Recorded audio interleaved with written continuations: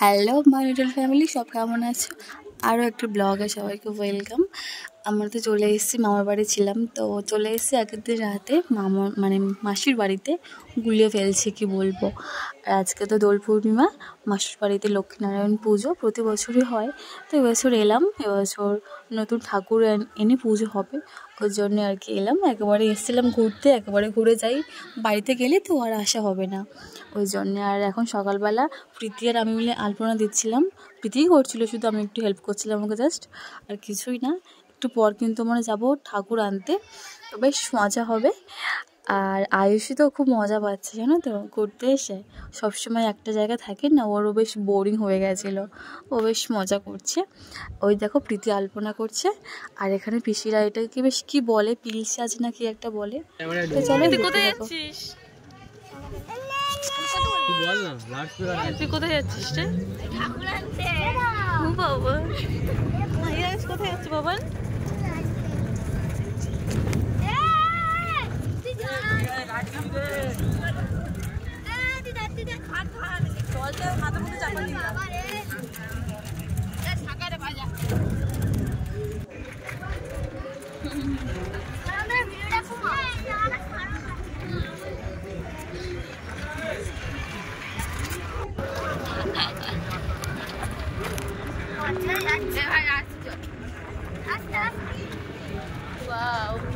সেই ভিউ কেমন লাগছে?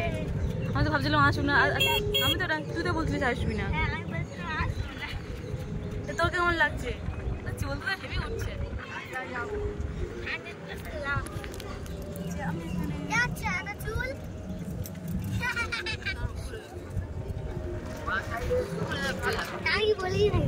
আয়ুষ, আয়ুষ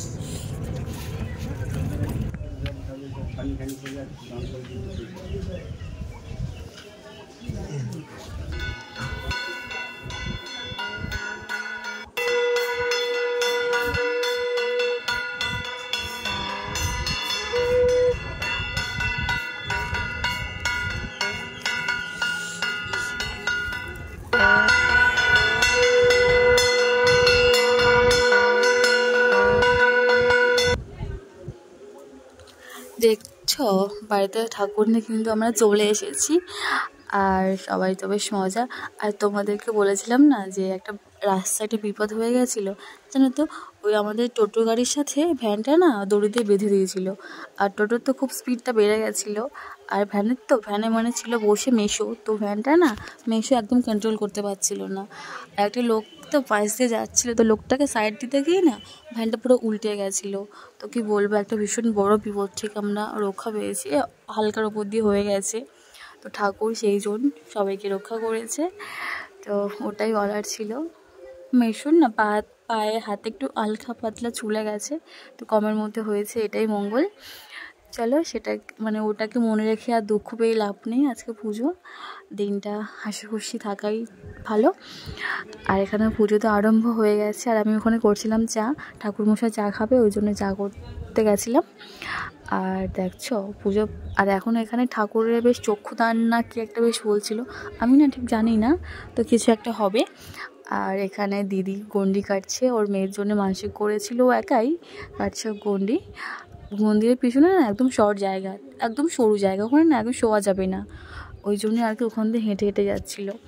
আর এখানে আমি একটু শাঁখ বাজিয়ে দিচ্ছিলাম, কেউ না মুসলে নেই, অনেকটা বেলা হয়ে গেছে, সবার খিদে পেয়ে গেছে, সবাই খেতে গেছে, আমিও খেয়ে এসেছি, ওই জন্যই আর কি আমি আজকে একটু শাঁখ বাজাচ্ছিলাম। আর পুজো তো প্রায় কমপ্লিট, প্রায় কেন বলছি, কমপ্লিট হয়ে গেছে।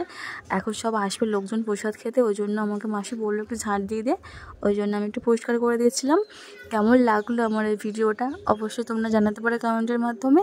চলো আজ এইটুকুই, দেখা হবে।